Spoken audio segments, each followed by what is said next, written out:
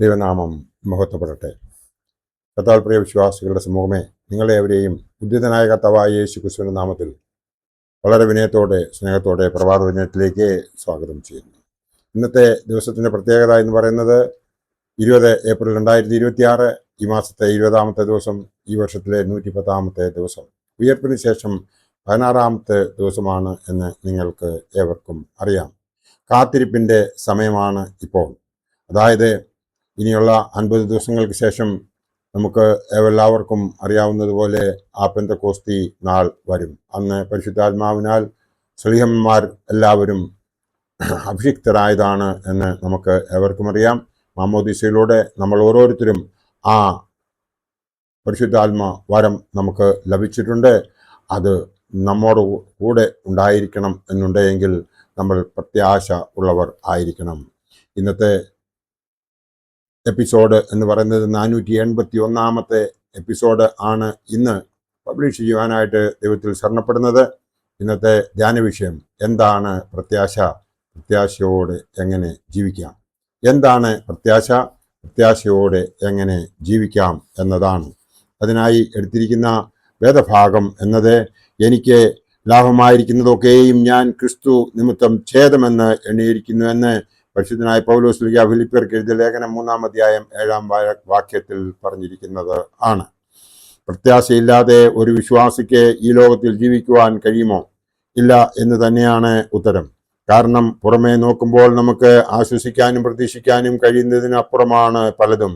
നിരാശാജനകമായ സംഭവ വികാസങ്ങൾ, തിന്മയുടെ ആധിക്യം, സാമ്പത്തിക അസ്ഥിരതകൾ, തൊഴിലില്ലായ്മകൾ, കുടുംബജീവിതത്തിലും വ്യക്തിജീവിതത്തിലുമുള്ള പ്രതിസന്ധികൾ, ഇങ്ങനെയൊക്കെയുള്ള ഒരു ചുറ്റുപാടിൽ നമുക്ക് എങ്ങനെ പ്രത്യാശാഭരിതരായി ജീവിക്കാം? പലരും പ്രത്യാശ നഷ്ടപ്പെടുന്നതിലും നിരാശരാകുന്നതിനും കാരണം ചുറ്റുപാടുകളെ നോക്കുന്നതാണ്. ഒരു സാധാരണ മനുഷ്യനെ അങ്ങനെ സാധിക്കുകയുള്ളൂ താനും. പക്ഷേ ഒരു ക്രിസ്ത്യാനിയെ സംബന്ധിച്ചിടത്തോളം പുറമേ നോക്കി നിരാശപ്പെടേണ്ടവനല്ല. കാരണം പുറമേ ഉള്ളവനേക്കാൾ ശക്തൻ അവൻ്റെ ഉള്ളിലുണ്ട്. ആ ഉള്ളിലുള്ളവനെ കുറിച്ച് ഉള്ള ബോധ്യമാണ് അവൻ്റെ പ്രത്യാശയുടെ അടയാളം. അതായത് അവൻ്റെ ഉള്ളിലുള്ളത് അവന് മാമോദീസയിലൂടെ ലഭിച്ചതായ ആ പരിശുദ്ധാത്മ വരമാണ്. അഭിഷേകത്തിലൂടെ അവന് കിട്ടിയ ആ പ്രത്യാശയാണ്. ആദ്യ കുർബാനയിലൂടെ അവന് കിട്ടിയതായ ആ അനുഗ്രഹമാണ്. ഇതൊക്കെയും നാം കൃത്യമായി മനസ്സിലാക്കുന്നുവെങ്കിൽ നമുക്ക് ദൈവാനുഗ്രഹം ഉണ്ടാകുമെന്ന് മാത്രമല്ല, നാം അവൻ്റെ പാതയിലൂടെ സഞ്ചരിക്കുവാൻ തുടങ്ങും. അവൻ്റെ പാതയിലൂടെ സഞ്ചരിക്കുന്നവർക്ക് മാത്രമേ പ്രത്യാശയോടുകൂടി ജീവിക്കുവാൻ സാധിക്കത്തുള്ളൂ, നിത്യതയിൽ ഒരു ജീവിതം ലഭിക്കുകയുള്ളൂ. അതിനുവേണ്ടി നമുക്ക് സ്വർഗത്തിൽ ഒരു നിക്ഷേപം വളരെ ആവശ്യമാണ്. അതിനു വേണ്ടിയിട്ട് ഇടപെടാതെ പ്രാർത്ഥിക്കുകയും കൂടി വേണമെന്നുള്ള വിവരം നമ്മൾ മറക്കാതിരിക്കുക. എല്ലാറ്റിനും സ്തോത്രം പറയണം എന്നുള്ളത് നമ്മൾ മറക്കാതിരിക്കുക. ഇരുളിലും തെളിയുന്ന വെളിച്ചം പോലെ ക്രിസ്തുവിൻ്റെ സാന്നിധ്യം കൺമുമ്പിൽ കാണുന്നവർക്ക് മാത്രമേ അത്തരമൊരു പ്രത്യാശ മനസ്സിൽ സ്ഥിരമായി സൂക്ഷിക്കുവാൻ കഴിയൂ. പൗലോസ് അപ്പോസ്തലൻ അങ്ങനെയുള്ള ഒരാളായിരുന്നുവല്ലോ. പിമ്പിലുള്ളത് മറന്നുകൊണ്ട് മുമ്പിലുള്ളതിനായി ആഞ്ഞുകൊണ്ട് ക്രിസ്തു യേശുവിൽ പരമവിളിയുടെ വിരുദിനായി ലാക്കിലേക്ക് ഓടുന്നു എന്ന് എഴുതിയിരിക്കുന്നു.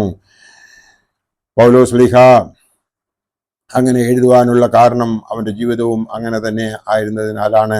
ക്രിസ്തു നിമിത്തം എല്ലാം ചവറെന്നാണ് അപ്പോസ്തലൻ എണ്ണുന്നത്. ലോകവും അത് വെച്ച് നീട്ടുന്ന സകലതും ചവറാകുന്നത് ക്രിസ്തുവുമായി തട്ടിച്ചു നോക്കുമ്പോഴാണ്.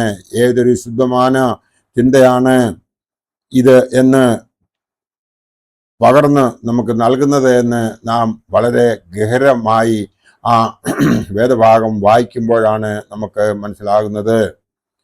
ലോകത്തിൻ്റെ നന്മകൾ തൃണവത് ഗണിക്കുവാൻ ഉള്ളിൽ വിശുദ്ധിയുടെ പ്രത്യാശ നിറയ്ക്കുന്ന ഒരാൾക്ക് മാത്രമേ സാധിക്കൂ. സമ്പത്തും അധികാരവും ഒരുവനെ മത്തുപിടിപ്പിക്കാതെ ക്രിസ്തുവിൽ പ്രത്യാശിക്കുവാൻ കഴിയണം. ഗിരിപ്രഭാഷണത്തിൽ ക്രിസ്തു ഓർമ്മിപ്പിക്കുന്നത് അതാണ്. എന്ത് തിന്നും എന്ത് കുടിക്കും എന്ന് നിങ്ങളുടെ ജീവിതത്തിനായിക്കൊണ്ടും എന്തെടുക്കും എന്ന് ശരീരത്തിനായിക്കൊണ്ട് വിചാരപ്പെടരുത്.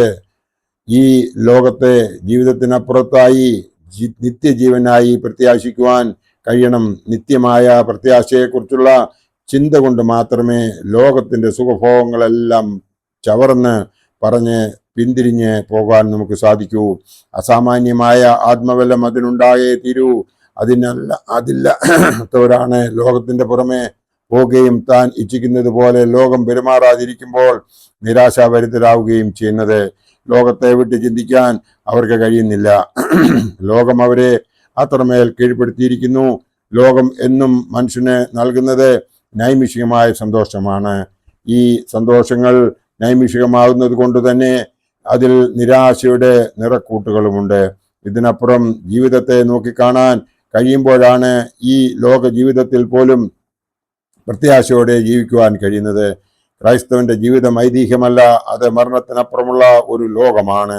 മരണത്തിനപ്പുറവും നിത്യതയിലുള്ള ഒരു ലോകത്തെക്കുറിച്ചും പ്രത്യാശ ഉള്ളത് കൊണ്ടാണ് ഈ ലോകത്തിലെ സഹനങ്ങളിലും ദുഃഖങ്ങളിലും നമുക്ക് പിടിച്ചു നിൽക്കുവാൻ കഴിയുന്നത്. ക്രിസ്തുവിന് വേണ്ടിയുള്ള പ്രത്യാശാപൂർണമായ കാത്തിരിപ്പ് പുനരുദ്ധാനത്തിലാണ് സംഗമിക്കുന്നത്. ഓരോ വിശ്വാസിയുടെയും ജീവിതത്തിൽ പ്രത്യാശാപൂർണമായ ഈ കാത്തിരിപ്പുണ്ടാവണം. വക്രതയും കോട്ടയുമുള്ള ഇക്കാലഘട്ടത്തിൽ ദൈവകൃപയിലുള്ള പ്രത്യാശയാണ് നമ്മെ സന്തോഷഭരിതരാക്കുന്നത്. അന്ധകാരാനുഭവങ്ങൾ കൊണ്ട് കുലുഷിതമായ ജീവിതത്തിൽ ഉയർത്തെഴുന്നേറ്റ ക്രിസ്തുവാണ് നമുക്ക് പ്രത്യാശ നൽകുന്നത്. അതാ ജീവിതത്തിലെ എല്ലാ പ്രതിസന്ധികൾക്കും മുമ്പിലുള്ള ക്രിസ്തു നമുക്ക് നടന്നു പോകുന്നു.